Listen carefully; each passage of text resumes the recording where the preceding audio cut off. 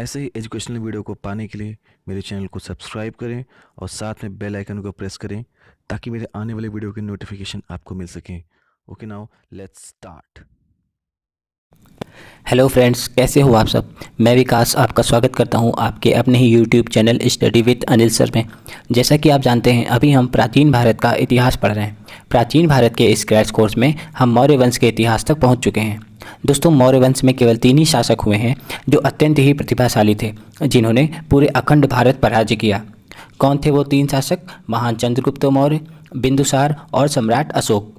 दोस्तों, इन तीनों शासकों की वीडियो हमारे channel study with Anil sir के प्लेलिस्ट एंशिएंट हिस्ट्री में पड़ी हुई हैं। अगर आपने ये वीडियो नहीं देखी हैं तो जल्दी से जाइए और इन वीडियो को वहाँ जाके देख सकते हैं। इन 3 शासकों के बाद जितने भी शासक हुए हैं वो इतने ज़्यादा प्रतिभाशाली नहीं थे, अतः धीरे धीरे इनका राज्य टूटता चला गया। तो अभी हम इनके राज्य के बारे में थोड़ी सी जानकारी प्राप्त करते हैं और देखते हैं मौर्य प्रशासन के बारे में। उस वक्त मौर्य प्रशासन में मंत्री परिषद कैसे होते थे, उस समय के अधिकारी कैसे होते थे, क्या होता था उस समय, टैक्स कैसे लेते थे, ये सारी चीज़ें हम पढ़ेंगे अपने आज के वीडियो में। तो आज की हम इस वीडियो को शुरू करते हैं बिना किसी देरी के। मौर्य प्रशासन का फर्स्ट पॉइंट, सम्राट की सहायता के लिए एक मंत्री परिषद होती थी जिसमें सदस्यों की संख्या 12, 16 या 20 हुआ करती थी। तो दोस्तों, हम देख सकते हैं कि सम्राट जो होते थे उनकी हेल्प करने के लिए एक मंत्री परिषद होती थी। और मंत्री परिषद में कितने मेंबर्स होते थे? 12, 16 या 20। साम्राज्य में मंत्रियों एवं पुरोहितों की नियुक्ति के पहले उनके चरित्र को बहुत ही ज़्यादा जांचा परखा जाता था। तो दोस्तों, आप देख सकते हैं कि मौर्य प्रशासन इतना बड़ा प्रशासन था, वो ऐसे ही नहीं किसी को भी मंत्री और पुरोहित रख लेते थे। मंत्री और पुरोहित रखने से पहले उनके चरित्र को बहुत ही ज़्यादा जांचा परखा जाता था। और जांचने परखने के बाद अगर वो अच्छे कैरेक्टर के होते थे, अगर उन्हें जनता पसंद करती थी, तो ही इनको साम्राज्य में मंत्री और पुरोहित का दर्जा मिलता था, वरना इनको मंत्री पुरोहित नहीं बनाते थे ये लोग। तो ये जो प्रोसेस होती थी जाँचने परखने का, इसे उपदा परीक्षण कहते थे ये लोग। तो दोस्तों, आप इसको याद कर लीजिए, उपदा परीक्षण। अगला पॉइंट देखते हैं। अशोक के समय मौर्य प्रशासन में प्रांतों की संख्या 5 थी। जब सम्राट अशोक यानी कि तीसरे मौर्य साम्राज्य के शासक जब राजा बने तो उनके समय में जो प्रांत थी वो 5 संख्या थी प्रांतों की। और प्रांतों को उस समय चक्र कहते थे। ठीक है, 5 चक्र होते थे। इसका मतलब प्रांतों के प्रशासक कुमार या आर्यपुत्र या राष्ट्रिक कहलाते थे।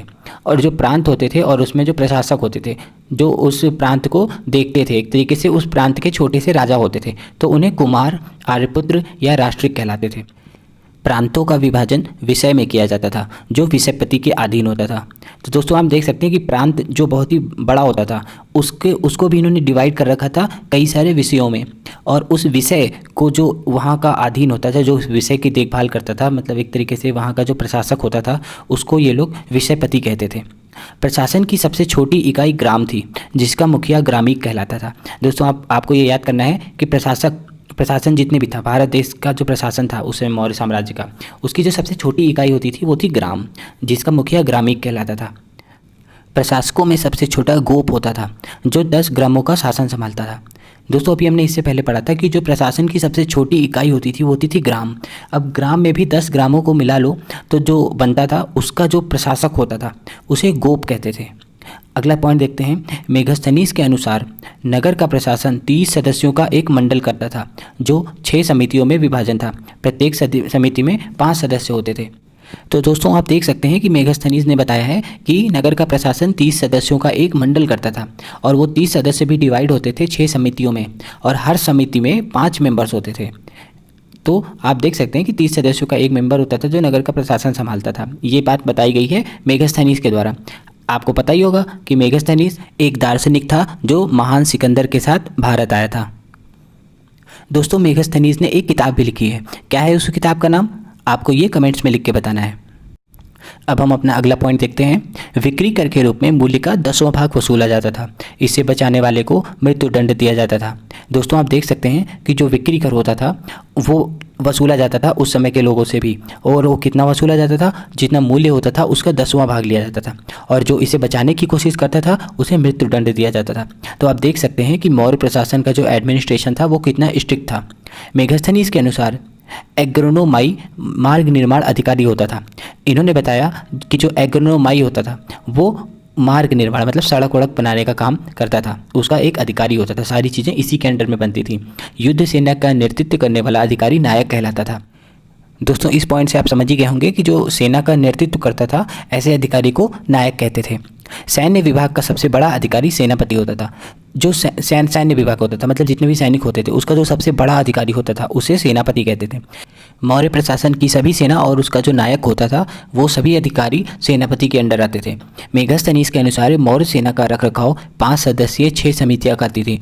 दोस्तों अभी हमने पहले भी पढ़ा है कि जो नगर का प्रशासन होता था वो 30 सदस्यों का एक मंडल करता था जो डिवाइडेड था 6 समितियों में, और हर समिति में 5 मेंबर होते थे। तो ये जो 5 मेंबर वाली 6 समितियां होती थी यही मौर्य सेना का भी रखरखाव करती थी। मौर्य प्रशासन में गुप्तचर विभाग महामात्य सर्प नामक अमात्य के अधीन था। मौर्य प्रशासन में जो अमात्य थे जिनका नाम था महामात्य सर्प, इनके ही अंडर में गुप्तचर विभाग होता था। अर्थशास्त्र में गुप्तचर को गूढ़ पुरुष कहा गया है। दोस्तों अर्थशास्त्र तो आप जानते ही होंगे। अर्थशास्त्र को किसने लिखा है? उसको लिखा है आचार्य चाणक्य ने। तो आचार्य चाणक्य ने अपने अर्थशास्त्र में गुप्तचर को गूढ़ पुरुष कहा गया है। और गूढ़ पुरुष यानी कि गुप्तचर ये भी 2 तरीके से होते हैं। कौन से होते हैं? जो एक ही स्थान पर रहकर कार्य करते हैं, और कुछ होते हैं जो भ्रमण कर करके एक दूसरी जगह पे कार्य करते रहते हैं। तो जो एक ही स्थान पे कार्य करते हैं गुप्तचर, उन्हें संस्था कहा जाता था, संस्था। और जो दूसरे स्थान पर एक जगह से दूसरी जगह भ्रमण कर करके कार्य करते थे और सारे संदेश और सारे गुप्त विभाग की जितनी भी जानकारियाँ होती थी उन सबको लेके आते थे, तो उन्हें संचार कहते थे। जो घूम घूम कर कार्य कर रहे हैं वो संचार, जो एक ही जगह पर रह के कार्य कर रहे हैं उनको संस्था। अगला पॉइंट देखते हैं। मौर्य काल में 2 प्रकार के न्यायालय होते थे।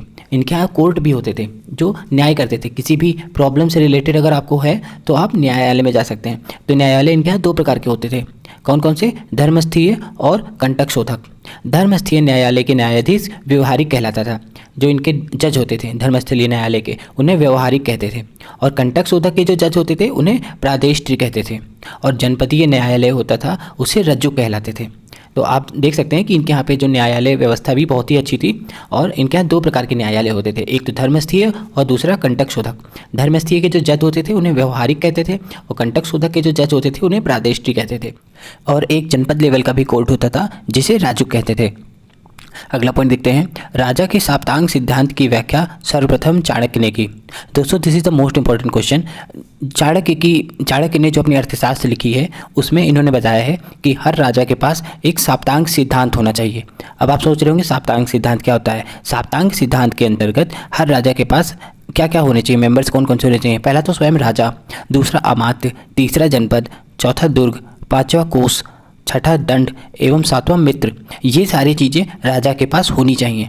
इनको आचार्य चाणक्य ने अपने साप्तांग सिद्धांत में बताया है। अब दोस्तों हम अपना अगला पॉइंट देखते हैं।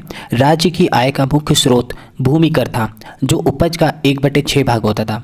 दोस्तों आप देख सकते हैं कि यहाँ भी एक टैक्स लिया जा रहा है। कौन सा है वो टैक्स? जो जितना भी उपज होता था मतलब जितनी भी फसल उगती थी उसका 1/6 भाग उनको टैक्स के रूप में देना होता था। ये राज्य की आय का मुख्य स्रोत होता था। और अगला देखते हैं। सरकारी भूमि को सीता भूमि कहा जाता था। दोस्तों ये भी बहुत ही इंपॉर्टेंट क्वेश्चन है कि मौर्य प्रशासन में जो सरकारी भूमि होती थी उसे क्या कहते थे? तो उसे कहते थे सीता भूमि। बिना वर्षा के अच्छी खेती होने वाली भूमि को आदेव मात्रक कहा जाता था। दोस्तों आप देख सकते हैं ऐसी भूमि जहाँ पर बारिश ना भी हो तो भी बहुत ही अच्छी खेती होती है, ऐसे भूमि को आदेव मात्रक कहा जाता था मौर्य प्रशासन में। प्रांतों से टैक्स कलेक्ट करने की जिम्मेदारी स्थानिक तथा गोप नामक अधिकारी की होती थी। दोस्तों आप देख सकते हैं कि जो टैक्स कलेक्शन का काम होता था वो 2 अधिकारी करते थे जिनका नाम था स्थानिक और गोप। ये 2 पोस्टें होती थी जिनका एक ही काम होता था कि सबसे टैक्स कलेक्ट करना। मेगास्थनीज ने भारतीय समाज को 7 वर्ग में डिवाइड किया है। कौन है वो 7 वर्ग? दार्शनिक, किसान, अहीर, कारीगर, सैनिक, निरीक्षक एवं सभासद। मेगास्थनीज के अनुसार जो भारतीय समाज था उस समय उसे 7 भागों में बांटा जा सकता था। और उन्होंने बताया है दार्शनिक, किसान, अहीर, कारीगर, सैनिक, निरीक्षण और सभासद। चाणक्य ने अर्थशास्त्र में 9 प्रकार के दासों का उल्लेख किया है। चाणक्य ने अपने अर्थशास्त्र में बताया है कि 9 तरीके से दास होते हैं। मौर्य काल में दासों की स्थिति संतोषजनक थी। मौर्य काल के जो समय थे उसमें दास को दास की तरह ट्रीट नहीं किया जाता था। उस समय की जो स्थिति थी उनकी बहुत ही संतोषजनक थी। अर्थशास्त्र में शूद्रों को आर्य कहा जाता था। चाणक्य की लिखी हुई अर्थशास्त्र में शूद्रों को आर्य बोला गया है। और आर्य का मतलब क्या होता है? श्रेष्ठ पुरुष। मौर्य काल में सामूहिक समारोह को प्रविष्टि कहा जाता था। जो सामूहिक समारोह होते थे उन्हें प्रविष्टि कहते थे। अर्थशास्त्र में परिवार का पोषण की व्यवस्था किए बिना संन्यास ग्रहण करने से रोका गया है। अर्थशास्त्र में आचार्य चाणक्य ने बोला है कि अगर आप परिवार का पालन पोषण की व्यवस्था नहीं कर सकते तो आपको संन्यास लेने का भी कोई हक नहीं है। तो संन्यास आप नहीं ले सकते हैं बिना ही पालन पोषण की व्यवस्था किए हुए। मुद्रा राक्षस में चंद्रगुप्त के राजप्रसाद को सुगांक कहा गया है। मुद्रा राक्षस इसको किसने लिखी है? विशाख दत्त ने। तो विशाख दत्त ने जो मुद्रा राक्षस लिखी है इसमें चंद्रगुप्त के जो राजप्रसाद मतलब चंद्रगुप्त का जो राजमहल था इसे सुगांक कहा गया है। फाहियान ने मौर्य प्रसाद की भव्यता के कारण उसे देव निर्मित कहा है। फाहियान ने बोला है कि जो चंद्रगुप्त मौर्य का महल है वो देव निर्मित है, मतलब भगवान ने उसे खुद बनाया है। स्वतंत्र वैश्यावृत्ति को अपनाने वाली महिला रूपा जीवा कहलाती थी। जो वैश्या होती थी उस समय उन्हें रूपा जीवा कहते थे। तो दोस्तों आप देख सकते हैं कि मौर्य प्रशासन उस समय कैसा था, कैसे टैक्स कलेक्ट किए जाते थे, कौन कौन से अधिकारी होते थे और कौन कौन से मेंबर्स होते थे। इसके बाद में 3 शासक हमने पढ़ा कि 3 शासक थे जो बहुत ही प्रतिभाशाली थे। कौन कौन थे वो 3 शासक? पहले तो थे महान चंद्रगुप्त मौर्य, दूसरे थे उनके पुत्र बिंदुसार और तीसरे थे उनके पोते सम्राट अशोक। लेकिन प्रॉब्लम क्या हुई, जब सम्राट अशोक के बाद में जितने उत्तराधिकारी और राजा आए उनमें से कोई भी उतना कुशल और बहुत ही चालाक और प्रतिभाशाली शासक नहीं था।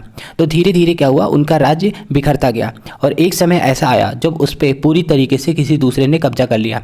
तो एक एक करके पहले हम आपको उनके डायनेस्टी में कौन कौन से शासक हुए हैं उनके बारे में भी आपको बताते हैं। पहले नंबर पे हुए हैं चंद्रगुप्त मौर्य, जो मौर्य वंश के संस्थापक थे, वो तो हमने पढ़ा ही।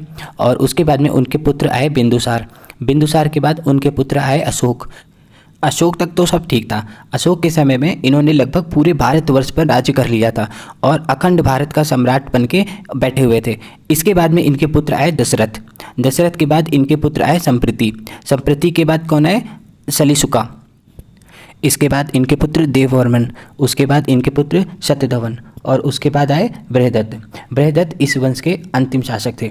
दोस्तों ये एक इंपॉर्टेंट क्वेश्चन हो सकता है कि मौर्य डायनेस्टी का अंतिम शासक कौन था? वो थे बृहदत्त। फर्स्ट के बारे में तो आप सभी जानते हैं कि वो थे महान चंद्रगुप्त मौर्य और अंतिम कौन था? बृहदत्त।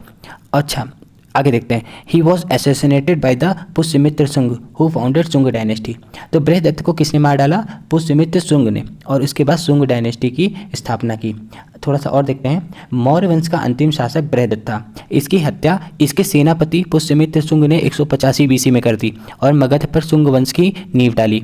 दोस्तों आप देख सकते हैं कि बृहदत्त का एक सेनापति ही था। कौन था सेनापति? पुष्यमित्र शुंग। और इसने 185 BC में बृहदत्त को मारकर उस अपना राजा बन गया और शुंग वंश की नींव डाली। तो दोस्तों इसी के साथ मौर्य डायनेस्टी यहीं समाप्त होती है। यह मौर्य वंश का लास्ट लेक्चर था। आशा करते हैं कि आपको मौर्य वंश पढ़ने में बहुत ही मज़ा आया होगा और हर एक पॉइंट आपको क्रिस्टल क्लियर हो गया होगा। अगर अभी भी कोई ऐसा पॉइंट है जो आपको समझ में नहीं आया है या फिर कोई टॉपिक छूट गया है तो आप कमेंट्स में लिखकर हमें बताइए, हम उसे कवर करने की पूरी कोशिश करेंगे। और साथ ही हमारे channel study with Anil sir को ज़्यादा से ज़्यादा सब्सक्राइब करिए और शेयर करिए अपने दोस्तों के साथ। और अगर आपने हमारे टेलीग्राम और व्हाट्सएप पेज को नहीं लाइक किया है तो आप उसको भी लाइक कर सकते हैं। उसका लिंक हम आपको इस वीडियो के डिस्क्रिप्शन में दे देंगे। तो अब आप हमें आज्ञा दीजिए, मिलते हैं हम अपनी नेक्स्ट वीडियो में। नेक्स्ट वीडियो होगी शुंग डायनेस्टी के बारे में। जैसा कि हमने देखा कि बृहदत्त को मारकर पुष्यमित्र शुंग वंश की स्थापना करता है। तब तक के लिए keep studying, keep learning, good bye.